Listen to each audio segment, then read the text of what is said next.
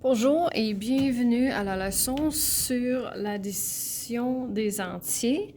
C'est une révision et j'ai pas l'intention de passer trop de temps là-dessus, mais c'est important qu'on révise toutes les opérations des entiers parce qu'on va travailler avec les entiers pour le reste du cours. Alors, comme dans l'école élémentaire, quand on additionne deux entiers positifs, on arrive à un entier positif. Alors, les exemples que j'ai choisis, 3 plus 9, 7 plus 6, et j'ai mis plus de signes positifs parce que ça, c'est la façon que vous allez voir de temps en temps certaines questions. Alors, 1 plus 8, ça donne 9. Quand on additionne deux entiers négatifs, on va arriver à un entier négatif.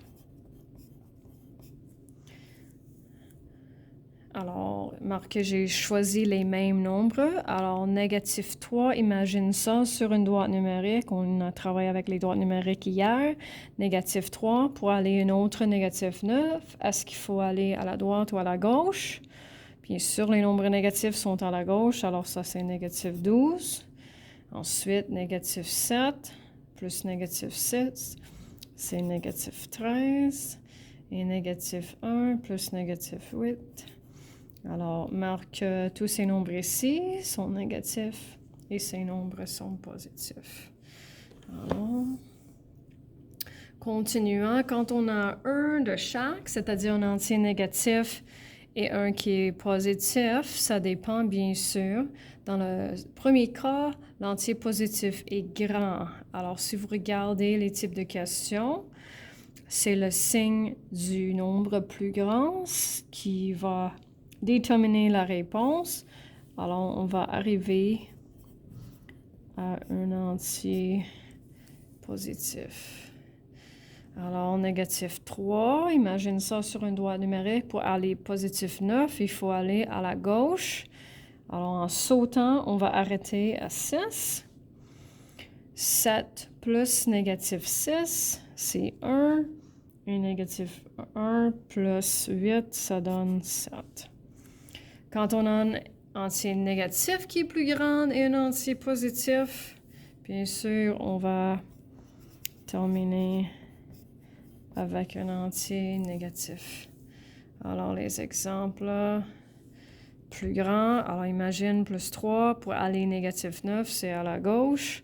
Alors, négatif 6, négatif 1 et négatif 7. Alors, continuons. Ce que je suggère, vous devez avoir une copie de ça devant vous. Alors, je suggère de prendre un petit peu de temps pour faire ces questions et ensuite vérifier les réponses. J'ai inclus une droite numérique pour vous aider, seulement si vous en avez besoin. Et alors, on a 8, 15, négatif 9. Continuons. Vous pouvez arrêter la vidéo.